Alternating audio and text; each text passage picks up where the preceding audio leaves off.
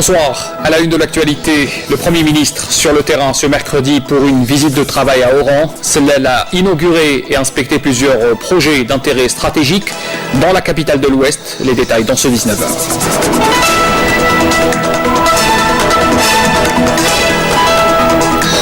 Le ministre des Affaires maghrébines de l'Union africaine et de la Ligue des États arabes, Abdelkader Messahel, est arrivé ce mercredi à Al-Baïda, à l'est de la Libye, pour une visite qui le mènera dans différentes régions du pays dans le cadre des efforts consentis par l'Algérie pour soutenir ce pays voisin. Et puis Lucas Alcaraz, nouvel entraîneur de la sélection algérienne de football, s'est présenté comme étant un coach rigoureux qui apprend vite. Il a tenu ce matin sa première conférence de presse, à suivre un compte-rendu complet dans ce journal. L'événement d'aujourd'hui est donc cette sortie sur le terrain du Premier ministre Abdelmalek Sellal, qui effectue donc une visite de travail d'une journée à la wilaya d'Oran, où il a inauguré de projets d'envergure. On y revient dans un instant. Cette visite a été clôturée, comme veut la tradition, par une réunion avec les représentants de la société civile oranaise et les autorités locales. Abdelmalek Sellal a prêté une oreille attentive aux différentes doléances des intervenants. Il a donné aussi les grandes orientations concernant le développement de la capitale de l'Ouest. En présence sur les projets visités par le Premier ministre, d'abord, il a inauguré dans les communes de Oued-Lilet et de Tafraoui cette ferme pilote et une raffinerie de sucre avec une capacité de raffinage de 700 000 tonnes par an. Les détails avec Abdelhalim Yaïch. Cette ferme pilote oranaise, située dans la commune d'Oued-Lilet, de production et de développement agricole, est le fruit d'un partenariat entre l'Office national d'irrigation et d'assainissement des eaux et le secteur privé. L'exploitation s'étend sur une superficie de plus de 2400 hectares, partagée entre arbres fruitiers et céréales. Durant l'inauguration de l'exploitation, le Premier ministre Abdelmalek Sellal a affirmé l'orientation de l'État pour encourager le partenariat public-privé dans l'agriculture.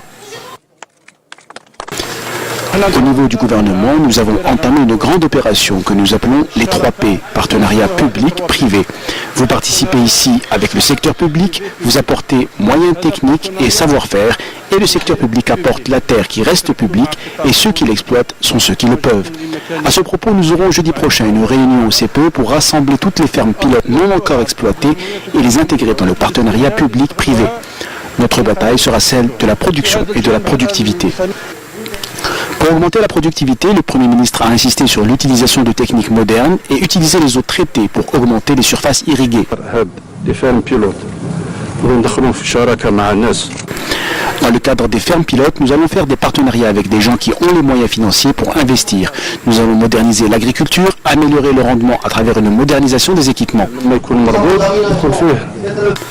Toujours à Oran, dans la zone d'activité de Tafraoui, relevant de la daïra de Oued-Lilet, le Premier ministre Abdelmalek Sellal a par ailleurs inauguré un complexe industriel de raffinage de sucre d'une capacité de raffinage de 700 000 tonnes par an.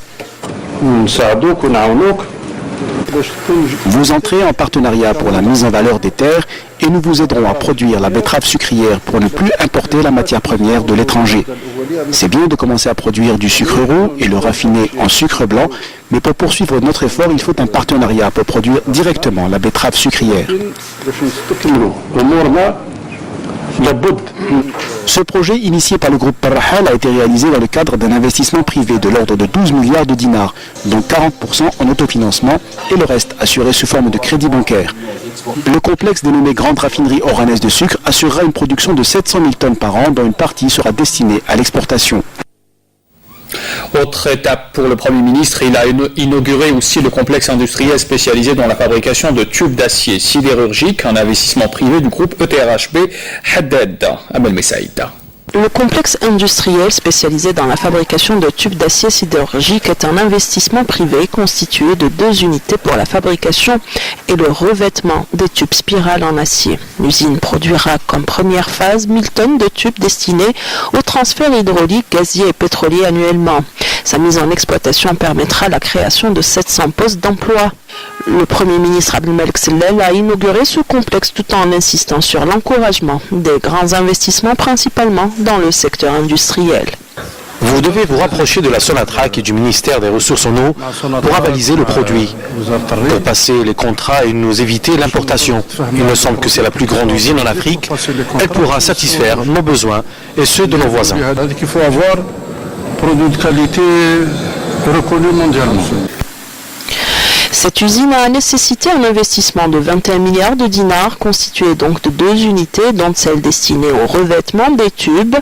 À ce propos, le Premier ministre a insisté sur la qualité du produit. On reste avec l'industrie. Abdelmalek Sellal a inauguré également, toujours à Oran, une extension du complexe sidérurgique de Dossiali, Algérie. Nakhla Lorbi. Avec une capacité de production estimée à 2 millions de tonnes de ronds à béton par an, la nouvelle extension du complexe sidérurgique Dossiali Algérie permettra de réduire sensiblement les importations de ce matériau de construction. Elle répondra aux besoins des très nombreux chantiers de construction lancés à Oran et dans toutes les régions du pays. Le Premier ministre a rappelé à ce propos que l'Algérie dispose aujourd'hui des capacités nécessaires pour devenir l'un des plus grands producteurs de fer dans le bassin méditerranéen. On commence à monter en cadence en production. Tout ce qui concerne le fer et l'acier. Maintenant, il faut qu'on passe à la phase active pour exploiter réellement garage bilet. Parce que nous avons un objectif en Algérie d'être l'un des plus grands producteurs de fer dans la Méditerranée. On s'est donné un objectif en 2020, c'est d'être un pays émergent. Et on sera un pays émergent. Le groupe Dossiali Algérie a réalisé au cours de ces dernières années une des zones les plus dynamiques d'Oran sur le plan économique et industriel, avec 4 unités de métallurgie dédiées respectivement au rond à béton, aux fils machines, à l'acier feuilleté et aux pipes. Toujours à Oran, le Premier ministre a inauguré par ailleurs une unité de production des céphalosporines. C'est un injectable relevant de la société pharmaceutique algérienne Sofal, implanté dans la commune de Hassi Ben Orba. Sellal a procédé à la pose de la première pierre également du projet de réalisation d'une usine de fabrication de lubrifiants du groupe Total Algérie. Amina Zahouf. Et dans la commune de Hassi Ben Orba, cette unité de production d'antibiotiques relevant de la société pharmaceutique algérienne Sofal produira des céphalosporines injectables largement utilisées par les malades. Inaugurée aujourd'hui par le Premier ministre Abdelmalek Sellal, cette unité permettra de diminuer l'importation de ces produits pharmaceutiques et réduira la facture en devises. Il faut rentrer en JV, une joint venture avec un technologue, enfin celui qui a le produit international. Vous mettez avec lui au début, comme ça vous allez capter le savoir-faire. Parce qu'on ne peut pas rester en Algérie la molécule, on transforme et puis vous avez le savoir-faire, vous avez la capacité, vous avez la volonté. D'un coût global de 2 milliards de dinars, les travaux de réalisation de cette unité ont été lancés en juillet 2015. Une unité qui a permis la création de près de 200 postes d'emploi entre direct et indirect. Au volet coopération, le Premier ministre a procédé également à la pose de la première pierre du projet de réalisation d'une usine de fabrication de lubrifiants du groupe Total Algérie. Nous avons une vision stratégique pour développer et aller dans une phase rapidement à de la pétrochimie. Parce qu'à terme, on ne souhaite plus exporter notre gaz. On souhaite le transformer en Algérie, on a besoin de créer cette plus-value. Et nous avons la capacité de le faire avec nos partenaires français. C'est la voie qu'on s'est choisie. D'un coût global de 4,4 milliards de dinars, ce projet sera réalisé sur une assiette foncière de 4,1 hectares pour être livré en août 2018. Et puis l'habitat et l'urbanisme, également une halte pour le Premier ministre qui a procédé notamment à la pose de la première pierre du projet de réalisation de 6000 logements ADL au nouveau pôle urbain Ahmed Zabana de Messelguine à l'ouest de la wilaya d'Oran. Là. Une importante halte de la visite du Premier ministre Abdelmalek Sellal à Oran. Le nouveau pôle urbain Ahmed Zabana de Messelguine. Un ambitieux projet devant être réalisé conformément aux normes internationales. Après avoir suivi une présentation de ce projet, le Premier ministre a insisté sur la nécessité d'accélérer la cadence des travaux et d'ouvrir le marché aux investisseurs privés. On trace les réseaux d'assainissement, on met en place l'ensemble des réseaux concurrents à créer une ville intelligente. Même les bâtiments qui sont des bâtiments intelligents. لازم تلقاو حل باش تربطوا المدينة مع السبخة باش نخلقوا une vie aquatique avec la سبخة. الشيء اللي كانت معضلة تصبح منتوج سياحي منتوج اجتماعي لازم نفتحوا كثير القطاع المستثمرين الخواص الجزائريين كل ما هو بروموسيون موبيليير كل ما هو ترفيه كل ما هو لكن مستوى عالي il faut que ce soit une ville réellement intelligente. Oran est devenue une ville d'émergence كما ستيف كما النبا كما قسمتنا c'est ces villes qui vont tirer l'émergence vers le haut. Le nouveau pôle urbain Ahmed Zabana contribuera à combler le déficit en matière de logement, à créer de l'emploi, à revitaliser le secteur et à améliorer les conditions de vie des citoyens. Lors de cette visite, Abdelmalek Sellal a également procédé à la pose de la première pierre du projet de réalisation de 6 000 logements AADL. Il a par ailleurs présidé une cérémonie de remise de clés à 700 souscripteurs AADL, en plus de la distribution de 1000 logements de type LPL.